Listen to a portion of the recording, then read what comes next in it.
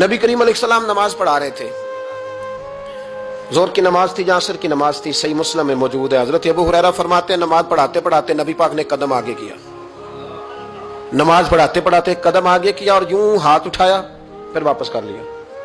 अब नमाज पढ़ के ना तो सलाम फेरा तो सहाबा अर्ज करने लगे या रसूल अल्लाह सल्लल्लाहु अलैहि वसल्लम, वो नमाज में पैर भी आगे किया तो हाथ भी उठाया, तो वजह क्या थी? अब पहला सवाल तो यह है कि आप लोग नमाज पढ़ रहे थे या हुजूर को देख रहे थे?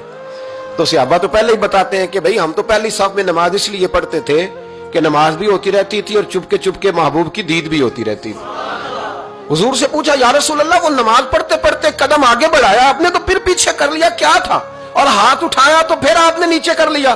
तो नबी करीम फरमाने लगे नमाज पढ़ाते पढ़ाते जब मैंने कहा ना समी अल्लाहु लिमन हमीदा, अचानक मेरी नजर उठी तो जन्नत में चली गई।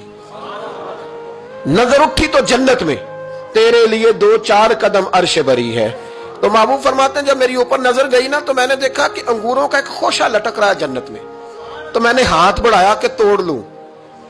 हुजूर खड़े हैं मस्जिद नबवी में और फरमाते हैं कि मैं यहां खड़े होकर हाथ ऊंचा करूं तो मेरा जन्नत तक पहुंच जाता है। फरमाया मेरा इरादा हुआ कि वो खोशा जन्नत का तोड़ लूं और जरा मैंने पैर आगे बढ़ाया ही था तो मेरे दिल में ख्याल आया कि जन्नत राज है तो राज ही रहनी चाहिए, ये राज खोल गया तो मजा नहीं आएगा। तो मैंने फिर वो हाथ वापस कर लिया। सहाबा कहते हैं जब नबी करीम ने ये बयान किया तो हमारे चेहरे ने तजस्सुस से खेल उठे, तजस्सुस से। हम कोई बात और भी सुनना चाहते थे तो महबूब फरमाने लगे अगर मैं वो खोशा तोड़ के ले आता और तुम्हें दे देता, तुम कयामत तक भी खाते रहते तो तुमसे खत्म नहीं होना था। ये सही मुस्लिम की हदीस है। ओ भाई, मेरे रसूल करीम के वाक़या में राज पे शिकवा करना, कहना समझ में नहीं आती कैसे गए थे।